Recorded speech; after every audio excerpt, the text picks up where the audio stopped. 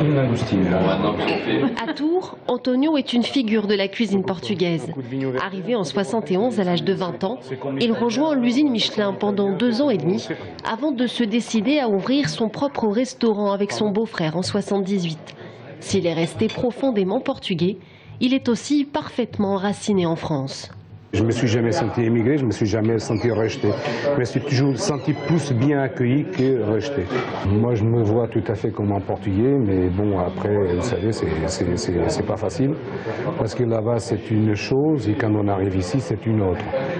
J'ai toujours du mal, quand je suis au Portugal, de retourner en France. Mais une fois que je suis arrivé, après, j'ai pas le temps non plus de dire qu'il faut que je retourne. C'est comme ça, c'est la vie. Ah, c'est là, ma Maria. Et là, Victor.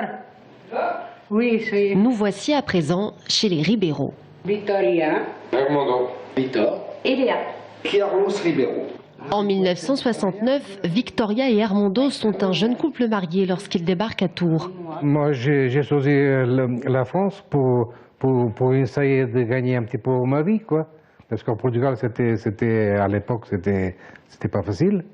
Et puis, bon, j'ai décidé d'immigrer. Puis voilà, depuis 43 ans que je suis en France et je suis content. Peintre en bâtiment la majeure partie de sa vie, les débuts en France n'ont pas été évidents. Quant à l'identité culturelle, là aussi, Victoria et Armando sont ballottés entre 2 pays. Ici, nous étions de Portugais, c'est normal. En Portugal, nous étions de Français.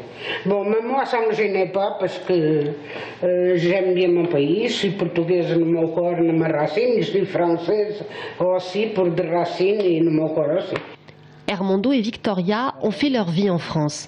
Ils ont donné naissance à 2 fils, aujourd'hui devenus parents à leur tour. Et d'une génération à l'autre, le sentiment d'être déraciné n'a pas totalement disparu.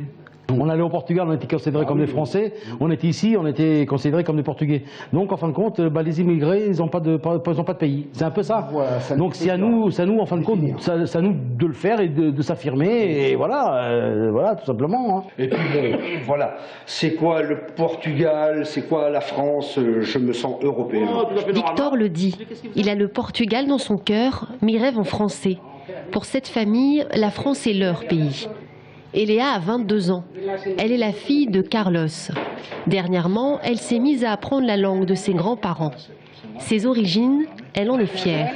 Mais cela n'a pas toujours été facile. Quand j'étais plus jeune, oui, j'en ai assez souffert quand même, parce que j'avais l'impression que mes origines, justement, faisaient une différence. Enfin, je me sentais un peu différente des autres. Quand je vais là-bas, vraiment, je me sens française à 100%.